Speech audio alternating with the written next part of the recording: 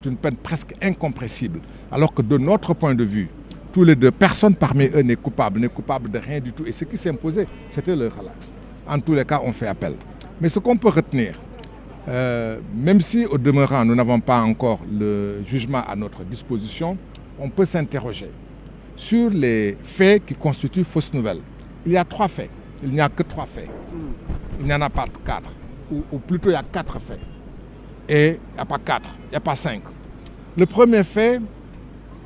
Bah Diakhaté rappelle que Ousmane Sonko a déclaré, tout le monde l'a entendu, lorsqu'il était dans l'opposition, que le premier acte de son gouvernement, c'est de criminaliser l'homosexualité. Il ne l'a pas fait. Le dire n'est pas une fausse nouvelle. Et personne ne peut dire ou contester que Ousmane Sonko a déclaré aux yeux et devant toute l'opinion sénégalaise que lorsqu'il sera élu, il va criminaliser. Le dire n'est pas une fausse nouvelle, première chose. La deuxième chose, sans entrer dans la vie privée de quelqu'un,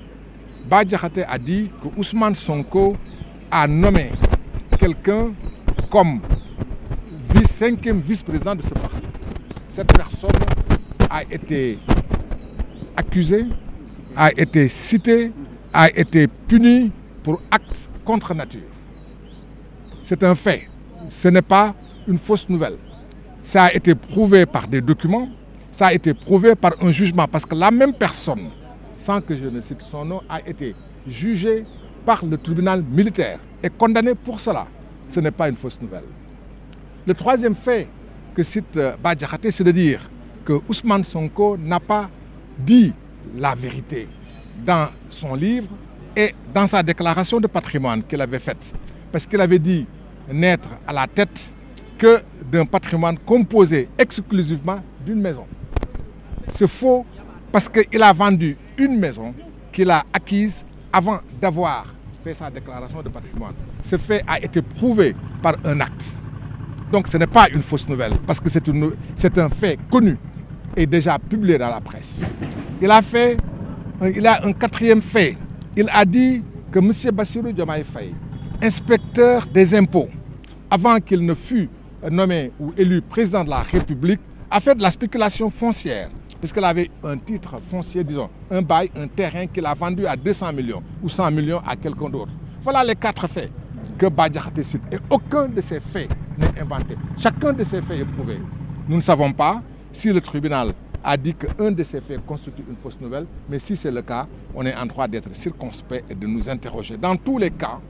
nous estimons que Bah Diakhaté n'a commis absolument aucun délit, n'a commis aucun fait qui peut être qualifié de délit. C'est pour cette raison que nous ne sommes pas satisfaits du verdict, même si ça semble apaiser certains, ça ne nous apaise pas parce que nous ne sommes pas satisfaits. Et puisque nous ne sommes pas satisfaits, nous allons discuter avec notre client et probablement nous ferons appel. Même si, avant que l'appel ne soit examiné, Bah Diakhaté sera libre, il reste qu'en dernière analyse, il faut que la vérité soit dite et il faut que justice lui soit rendue. Nous estimons, pour ce qui nous concerne, ces avocats, que justice ne lui a pas été rendue. waaw li ñu mën a wax ci lu gàtt ci tënk mooy tribunal yaar la wax ci dogalam li jiitu ci dogalam tribunal dafa wax ne li ñuy wax ne que Bah Diakhaté ak Ahmed Tidiane Ndao dañu teg tuuma ci kaw nit koo xam ne kii dafa amee mandargay président de la République tribunal dindi na loolu tribunal nee na Ousmane Sonko yorul mandargay président de la République donte ne nag premier ministre la na yem ci premier ministre loolu la ko tribunal wax di ko wax ne ku nekk xam sa place am mooy premier ministre am na solo premier ministre lu rëy la lu am solo la waaye premier ministre la mooy chef du gouvernement du président de la République président de la République du Sénégal mi ngi tudd Bassirou Diomaye Faye et que donc tribunal nee na Ousmane Sonko amul sañ-sañ yoon mayu ko kattan bu muy ñëwee ci tribunal naan dañ ma teg tuuma ndax man maa yore mandargay président de la République amul mandargay président de la République pour loolu yoon nee na amul dara lu muy teg Bah Diakhaté wala Ahmed Tidiane Ndao yaareel ba tribunal nee na que am na ay xibaar yu Bah Diakhaté lawal nee na xibaar yooyu la laluwul ci dëgg looloo tax moom ak Ahmed Tidiane Ndao ñu daan leen kenn ku ci nekk 3 weer ma ne nag ñetti weer du lu tuuti da nga naan ah lii de tribunal de wàññi na mbir mi oyofal na ko woyoful ndax ñetti weer mooy peine bi gën a métti ci tribunal su dee kiñ koy teg jàpp na ne moom lañ koy teg tegoowu ko defu ko ndax su defee d'appel balaa d'appel bi di ñëw ñetti weer yi dina mot moo tax ñu ne mooy peine bi gën a métti waaye ma ni suñ ne dafa lawal ay xibaar may wax ne dinañu jaaxal ñun avocat yi moo tax ñuy def appel ñu fas yéene def appel suñu waxtaanee ak suñu client ba pare parce que suñu client ñoo ñuy wax def leen wala bu leen def ñun yaakaar nañu war nañ ko def mais dinañ ci waxtaan ba ñoom ñu dëggal ko may wax ne muy Bah Diakhaté ñeenti xibaar la tas xibaar bu jiitu Sénégal gi yëpp ñoo ko dégg Ousmane Sonko moo nekkoon ci opposition mu ne man Ousmane Sonko su ma ñëwee ñu falu li may jëkk def mooy mbirum ñaari tur yi dinaa ko gën a daan bi dinaa ko yokk Sénégal gépp ko dégg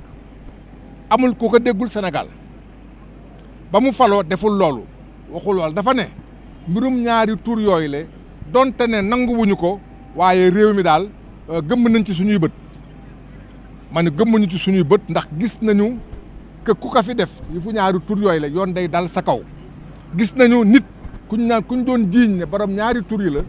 ñu suul ko ba pare rob ko ca Kaolack ñu dem sulli ko lakk ko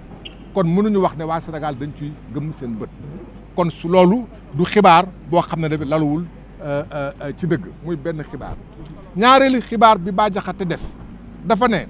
Ousmane Sonko jël na nit boo xam ñu ngi koy jiiñ ñaari tur yi dañ ko koy jiiñ mais jiiñ googu ñu ko koy jiiñ dafa am ci lu mu lalu ndax kooku soldaar la woon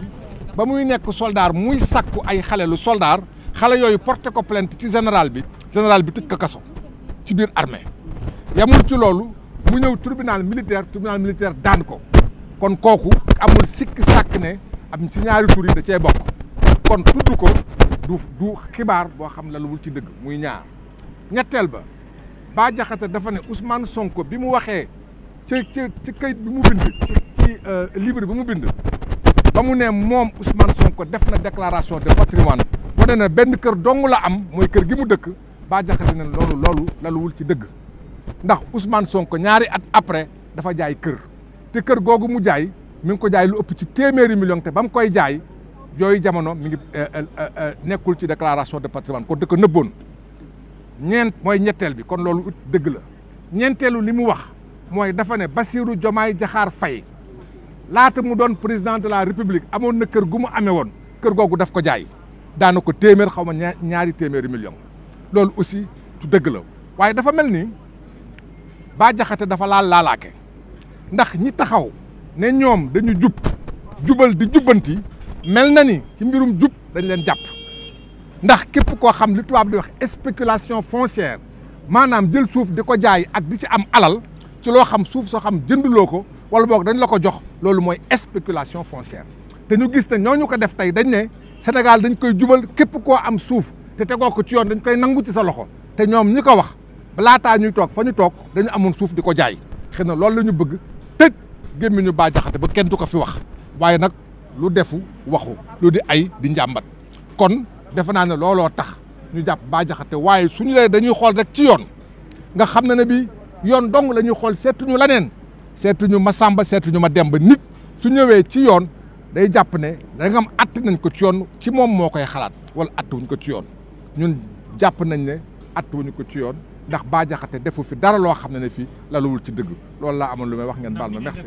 waaw loolu wax naa ko.